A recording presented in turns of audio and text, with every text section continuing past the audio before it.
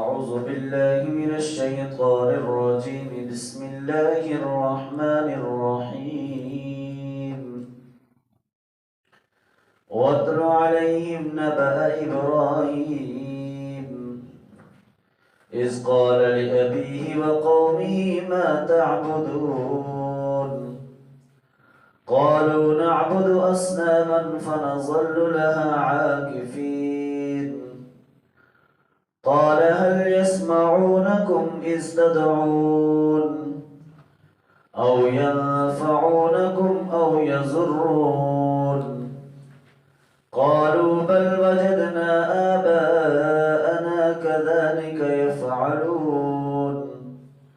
قال أفرأيتم ما كنتم تعبدون أنتم وآباؤكم الأقدمون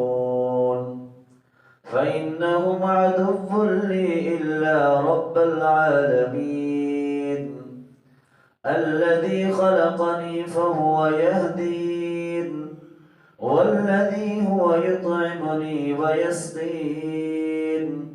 وإذا مرضت فهو يشفين والذي يميتني ثم يحيين والذي أطمع أن يغفر لي خطيئتي يوم الدين.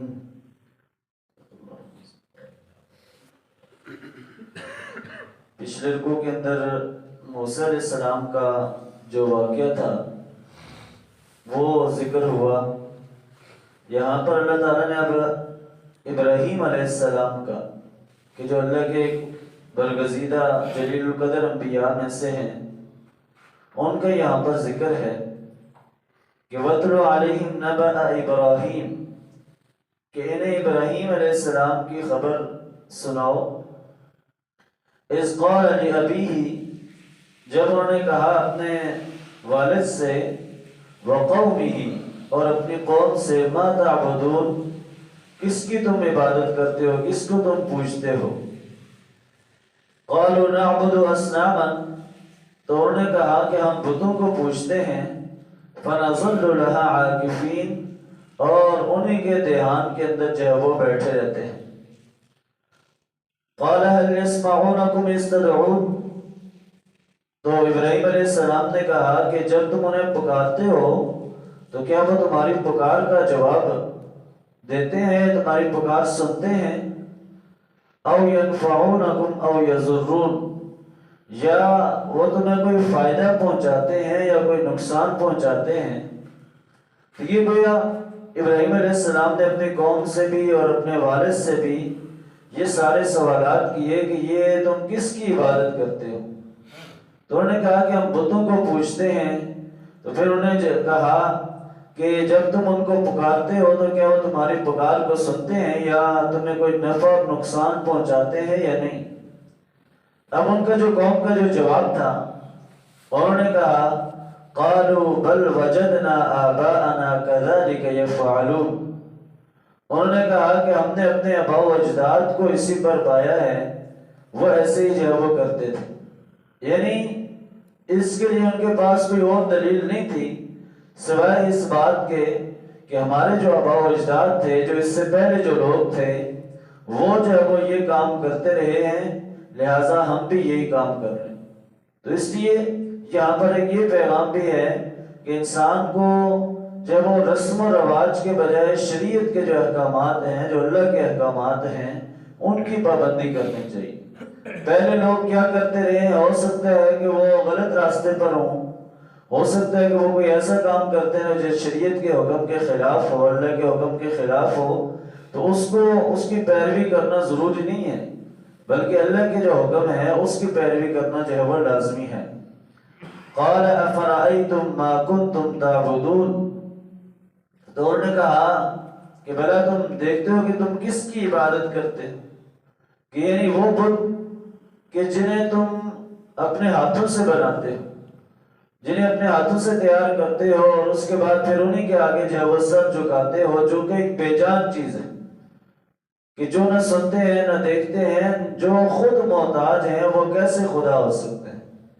جو خود مدد کے محتاج ہیں، جو خود ایک جگہ سے دوسری جگہ جو ہے وہ جا نہیں سکتے ہیں،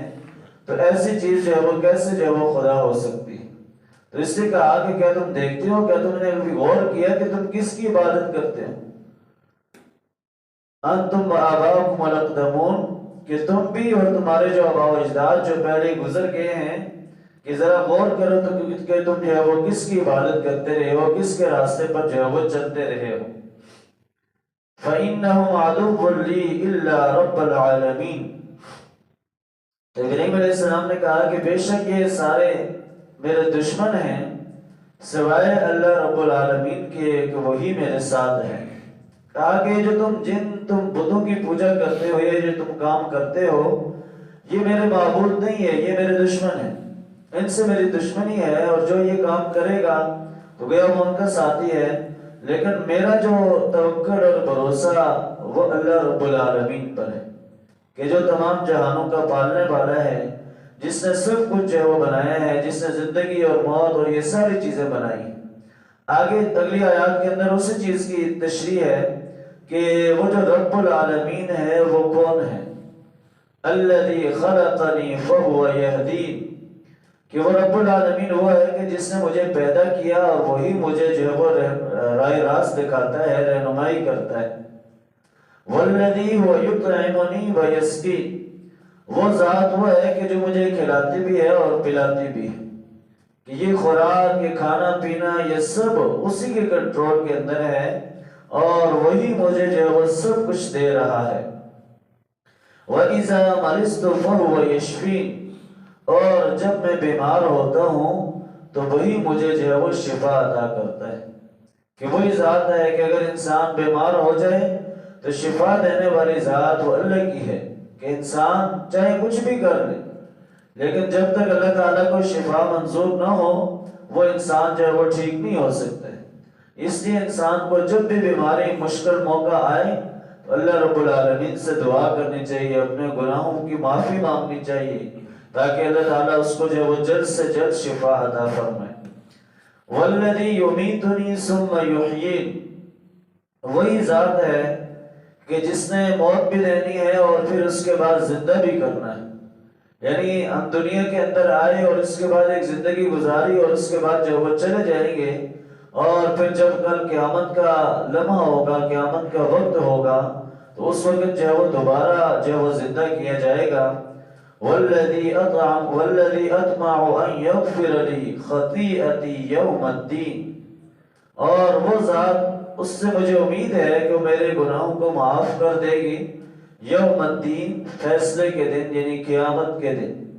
کیونکہ ابراہیم علیہ السلام نے وہ ساری چیزیں بیان کی کہ یہ تم